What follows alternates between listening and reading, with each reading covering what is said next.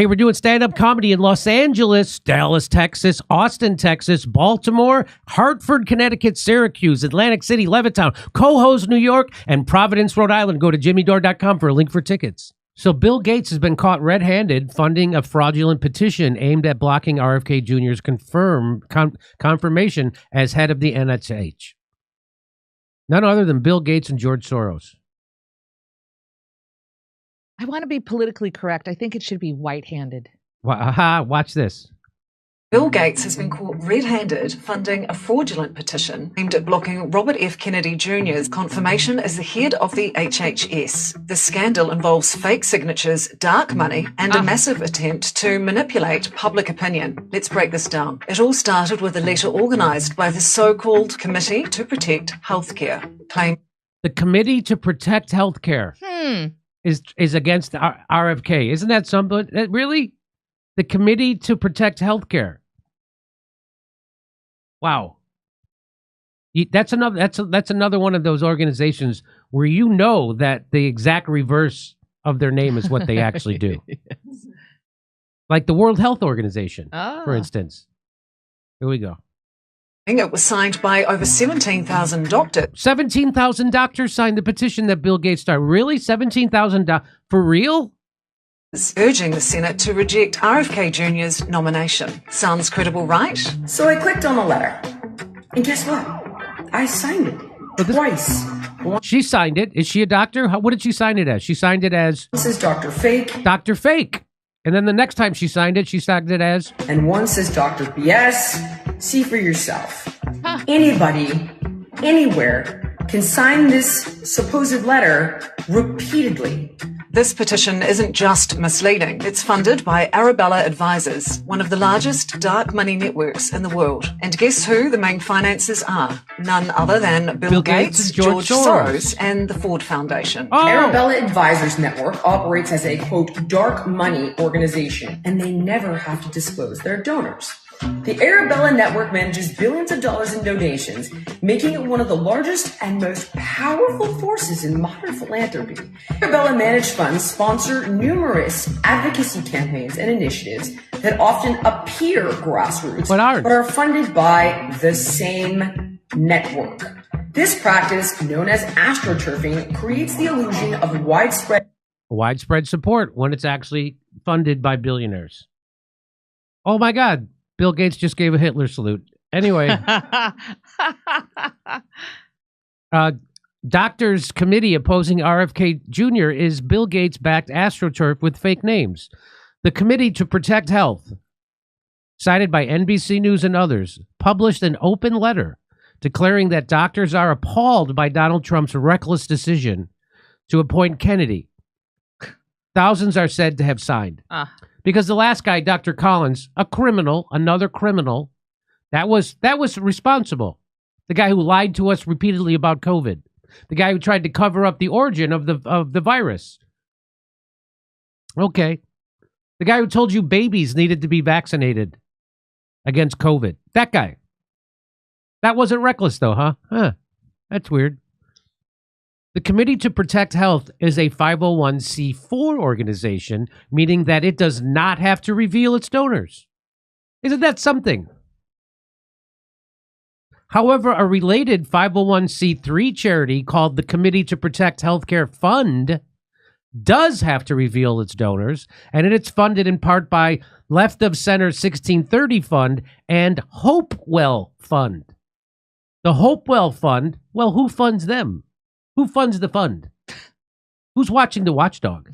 The Hopewell Fund has hired Arabella Advisors, a leading national philanthropy services firm, to manage its project hosting and fiscal sponsorship service. The 1630 Fund is likewise managed by Arabella. Really? So it's Arabella. So who is Arabella? Arabella's donors include Bill Gates, George Soros, Mark Zuckerberg, who has a yacht, who tells you climate change is real, and has a yacht bigger than a football field. His yacht, according to Capital, Each of them has given a tremendous amount of money to or through the main network of Arabella Advisors, managed nonprofits, and used it to create policy advocacy projects for their favorite pet socio-political issues. So by the way, when they say their pet socio-political issues, they're referring to us because we are their pets that they're trying to train. And so why would Bill Gates be against RFK Jr.? Well, let's look, shall we? Remember when Bill Gates said this, when RFK Jr. had convinced Trump in his first term to have a commission look into the safety of vaccines. This is what he said. I never met Donald Trump before he was elected. There was a thing during the election where he and I were at the same place, and I avoided him. Anyway, then he got elected. But he didn't avoid Jeffrey Epstein. Isn't that interesting? He didn't avoid Jeffrey Epstein. He constantly was flying on his jet, going to his island, having dinners with him. Isn't that something? It's a joke. It's a punchline that he avoided RFK Jr., a guy who, by the way, Barack Obama was considering making the head of the Environmental Protection Agency. Did you know that? They never tell you that. That's a headline in Politico from 2008. So he avoided that guy, but not Jeffrey Epstein. Just keep that in mind. So go ahead. And so I went to see him in December. He asked me if vaccines weren't a bad thing because he was considering a commission to look into ill effects of vaccines. And somebody, his name is Robert Kennedy Jr., was advising him that vaccines were causing bad things. And I said, no, that's a dead end. That would be a bad thing. Don't do that. That bad thing. It's like his whole brain gets tripped. No, that's bad thing. Why not have a vaccine commission? Why would that be a bad thing? What we're going to find out is that they're safe and effective, right? Why would you be against a commission to look into vaccine safety? That doesn't make any sense. And nobody ever challenges them on that. Nobody ever says, why would you be against that? Wouldn't that reassure the public that vaccines are safe and effective? Why would you be against it? Because that's all you're going to find out, right? That vaccines are safe and effective. Like, that isn't a red flag for you. That isn't a red flag for you? That he talks like a caveman? That would be bad thing. And you want to know why he's so into vaccines? Because Bill Gates is a megalomaniac, monopolist, psychopath, money grubber who wants to control things. He is Dr. Evil. And why does he want to have vaccines? Because it's his best investment he's ever made. And how do I know this? Because he's going to tell you right now. We're here today with Bill Gates. A lot to talk about what he's been working on. And Mr. Gates, thank you so much for being with us. I'd like to talk to you about your approach to vaccinations. You wrote something recently, and like you always do, you kind of look at him. He's on a vaxcation right there. The only thing colder than the weather is Bill Gates. And he's not a doctor. He's not a doctor, not even a college graduate, just to let you know. Not a virologist, not a vaccinologist, not an epidemiologist, not a doctor, not even a college graduate. Looked at the problem from a scientific and business perspective on things. You've invested $10 billion in vaccinations over the last 2 decades, and you figured out... He's invested $10 billion in vaccines, and what did he figure out? He figured out... the return on investment for that, and it kind of stunned me. Can you walk us through the math? He figured out what his return of his investment in vaccines are. What would it be? Would it be 100%? Did he make $20 billion? Would it be 200%? Would it be 300%? Would it be 500%? Which would mean he made, think $50 billion. Let's see what his return was. It's been $100 billion overall that the world's put in. Our foundation is a bit more than $10 billion. But we feel there's been over a 20-to-1 return. So a 2,000% return, 20-to-1. So that means he put in $10 billion and they made $200 billion. That's what that means. 20-to-1.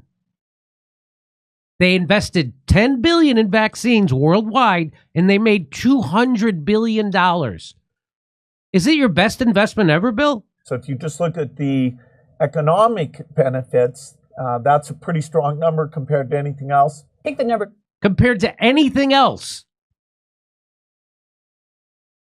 Compared to anything else. So maybe that's why he's opposing RFK. that you ran through were if you had put that money into an S&P 500 and reinvested the dividends, you'd come up with something like $17 billion, but you think it's $200 billion. Here, yeah. Helping young children live. Yeah. Oh, yeah. It's about helping young children. It's not about the $200 billion. Get the right nutrition, contribute to their countries. That has a payback that goes beyond any typical financial return. Right. Ha ha ha. Goes far beyond any typical financial return. So now you know why he's opposed. You know why he's doing that fake petition with 17,000 fake doctor names. And here's another reason why he hates RFK Jr. because RFK Jr. has exposed him. What do you make of RFK and vaccines and what he's saying about it and the position he's been given in this incoming administration? Well, he wrote a book saying that Tony Fauci and I kill millions of children and make billions of dollars with vaccines. And, people can judge for themselves whether that's correct or not. Well, if he said that and that's not correct, you're the richest, second richest guy in the world. Why wouldn't you sue his ass? If he wrote a book saying that you killed millions of people and made billions of dollars through vaccines, and that's not true, that's slanderous, why didn't you sue him? Why didn't you sue him? Bobby Kennedy wrote a book, bestseller. Nobody sued him. Isn't that something? Nobody sued him. You think there'd be lawsuit after lawsuit after lawsuit for a best-selling book that accuses you of murdering millions of children. Why didn't you sue him? Here's what RFK says about Bill Gates. I know most about Gates, because I've written a book about him, and that what he calls philanthrocapitalism, which is you use philanthropy to make yourself rich, and you use it strategically, and that's what he's done again and again. He's gotten control of the World Health Organization so that they mandate vaccines all over the world, and the companies that make those vaccines are Gates is, in many of them, the major shareholder. And he did the same thing with the Green Revolution. He got a hold of the regulatory agencies in African countries and forced them to change the nature of agriculture. There's 20,000 generations of agriculture of people growing crops like sorghum and plantains and yucca and all these plants for subsistence.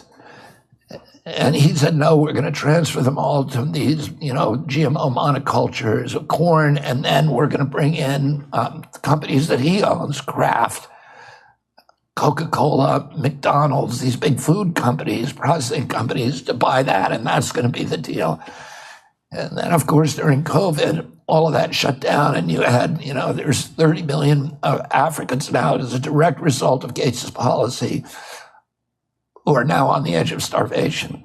Tell that story that you shared with me a couple of years ago about the vaccines that Gates sent over supposedly for women that, I don't know, was to control birth control or what? Exactly. That's another, I think the real tell was what happened with the DTP vaccine, which is diphtheria, tetanus, and pertussis. Because of Gates pushing this shot, it's now the number one vaccine in the world, DTP. And it's mainly given in Africa. It was that particular shot is discontinued in the United States because it was killing or badly injuring 1 out of every 300 kids who took it.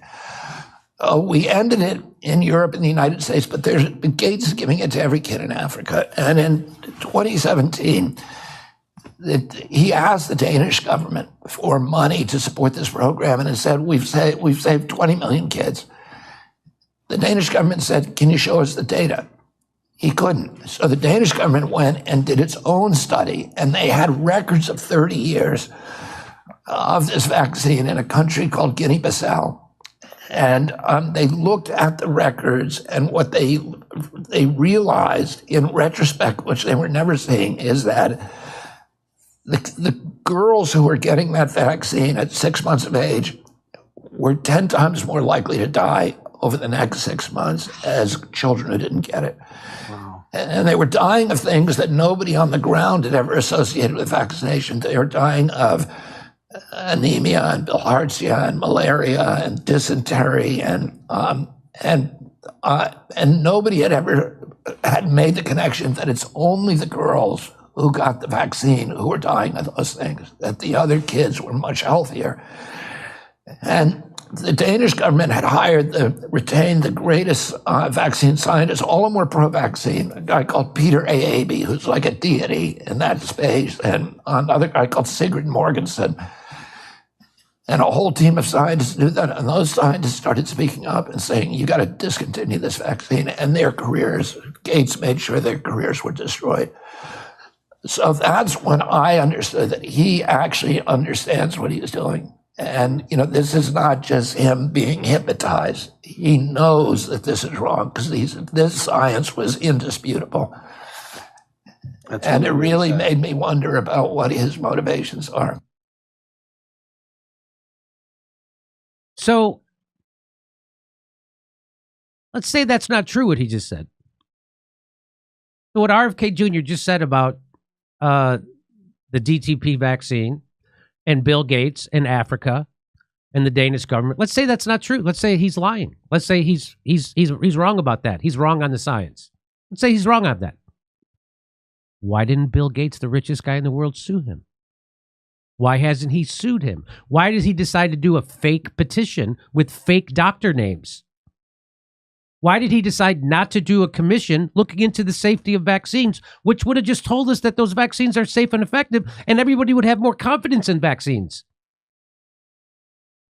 Isn't that weird? I don't get it. I wish Bill Gates would sue him. I wish we would have a court case over this. I wish Bill Gates would sue him because he's obviously not telling the truth, right? That's obviously not true. Those vaccines are safe and effective. I mean, just because they discontinued it in the United States and they only give it that doesn't mean anything. Just because they continue to push the oral polio vaccine, which they don't give in the United States anymore, but they give it to poor countries, that doesn't mean anything. Why don't they sue him? Why wouldn't they sue him? So now you know that Bill Gates is what I've been saying for years, is a megalomaniac, monopolist, psychopath who is like Dr. Evil and wants control. He wants control of your food supply. He wants control of your health care, your medicine. That's why he funds the WHO, which is a criminal cartel. In all appearances, seems like a criminal cartel that's being run for the interests of Bill Gates, who, if you combined the Bill and Melinda Gates Foundation donations to the WHO and Gavi, which is also founded by Bill Gates, those two together make them, this number two, if not the biggest donor to the WHO. And the former head of the WHO admitted that they have to do whatever their donors want because they have to beg for money. And then whoever gives them the money, they have to do what they say. That's what the former head of the WHO said.